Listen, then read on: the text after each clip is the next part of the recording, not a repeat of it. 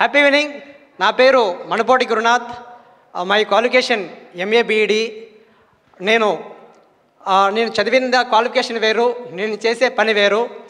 నేను 6వ తరగతి చదివేంతవరకు నేను ఎందుకు స్కూల్కి వెళ్తున్నానో తెలియదు, నేను ఎందుకు వెళ్తున్నానో తెలియదు, ఏం చేస్తున్నానో తెలియదు. ఒక గోల్ లేదు, తెగిపోయిన గాలిపటం లాగా ఏదో వెళ్తున్నాను. ఎందుకంటే మా నాన్న గొర్రెలు మేపేవాడు కాబట్టి, నా బిడ్డ నేను పడే కష్టం ఇలా పడకూడదు కాబట్టి స్కూల్కి పంపిస్తాడు అనుకున్నా.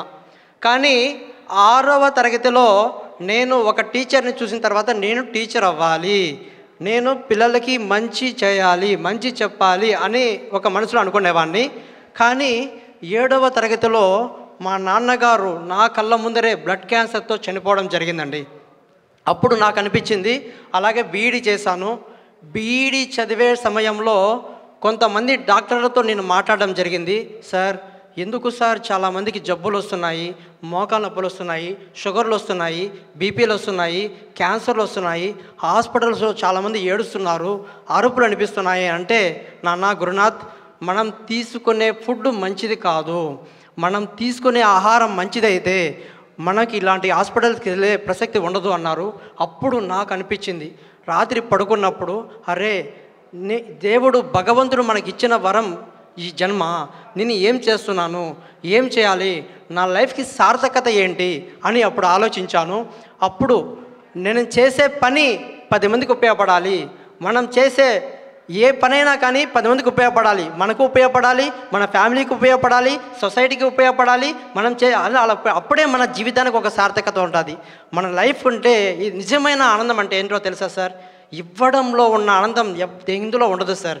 యాక్చువల్లీ నేను అప్పుడు అనుకొని నేను మంచి ఫార్మర్ అవ్వాలి, న్యాచురల్ ఫార్మర్ అవ్వాలి, 10 మందికి విషం లేని ఆహారాన్ని అందించాలి అని చెప్పి గత 5 సంవత్సరాల నుంచి నాకు ఇష్టమైన టీచింగ్ ప్రొఫెషన్ వదిలిపెట్టి ఈరోజు నా పొలంలో ప్రతి జబ్బుకి, మోకాళ్ళ నొప్పులకి, షుగర్కి, బీపీకి, క్యాన్సర్కి, ఏ జబ్బని చెప్పండి సార్, దానికి సంబంధించిన వాటిని నేను పండిస్తూ ఈరోజు 10 మందికి ఆదర్శంగా 10 మంది రైతులని నేను దత్తత తీసుకొని వాళ్ళకి సీడ్ నేనే ఇచ్చి, వాళ్ళకి కషాయాలు కూడా నేనే చేయించి రైతుల్ని బతికిస్తున్నాను. అలాగే నాకు టీచింగ్, ఒక స్కూల్కి వెళ్తే నాకు టీచింగ్ అవ్వాలనే బాధ ఉండేది సార్. కానీ నాకు అదృష్టవంతున నేను ఈ ఇంపాక్ట్లో చేరిన తర్వాత నేను చాలా మార్పు వచ్చింది. నేను 10 మందికి రైతుల్ని తయారు చేయడమే కాదు, నాలాగా ఇప్పటికే 2 ట్రైనర్స్ రెడీ అయ్యారు.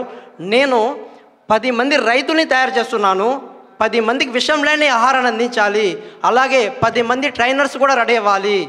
సార్, మనం పడుకున్న తర్వాత మీరు కూడా ఇంటికి వెళ్ళి అన్నం తిన్న తర్వాత ప్రశాంతంగా పడుకొని మీ గుండె మీద చెయ్యి వేసుకొని, ఈ లైఫ్లో నేను ఏం అవ్వాలనుకుంటున్నాను, నా గోల్ ఏంటి, నేను చేసే పని 10 మందికి ఉపయోగపడుతుందా, కనీసం నా కుటుంబ సభ్యులకు ఉపయోగపడుతుందా, కనీసం సొసైటీకి 10 మందికి ఉపయోగపడుతుందా అని ఒక్కసారి ఆలోచించండి సార్.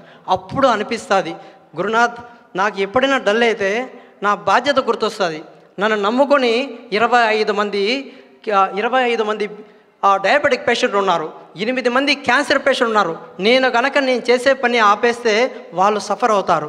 అలాగే మనం చేసే పని మనకి ఎప్పుడూ గుర్తు ఉండాలి సార్.